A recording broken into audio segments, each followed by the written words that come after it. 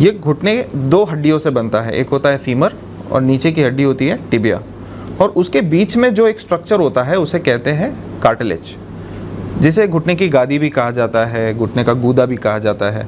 अब ये जब आप यंग होते हो तो ये कार्टिलेज एकदम अच्छा होता है, उसके अंदर कोई खराबी नहीं होती है।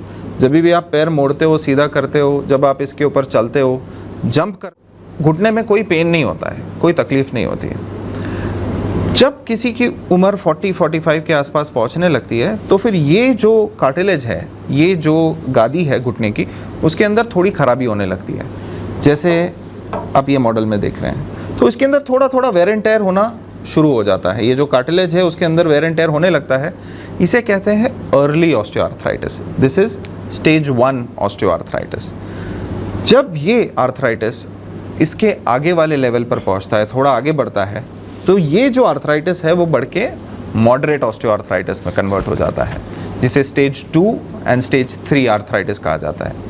अब उसके अंदर क्या होता है कि ये जो गादी है उसके अंदर डैमेज थोड़ा बढ़ रहा है, उसके अंदर जो गादी के अंदर जो कार्टिलेज डैमेज है वो इंक्रीज हो रहा है, और इसके बाद वाला जो आखिरी स्टेज आता है वो है स्टेज 4 ऑस्टियोआर्थराइटिस। जो स्टेज 4 ऑस्टियोआर्थराइटिस है उसके अंदर ये जो कार्टिलेज है वो पूरी तरीके से घस जाता है। ये बोन और ये बोन, जो फीमर और टिबिया की बोन है, वो आपस में एक दूसरे से टच होने लगती है, एक दूसरे से रगड़ने लगती है। तो जब भी आप चलते हो तो कार्टिलेज बीच में नहीं है, हड्डी एक दूसरे से टकरा रही है, तो इसलिए आपको पेन होता है, आवाज़ें आने लगती है, क्रेपिटस फील होता है और स्वेलिंग आने लगती है।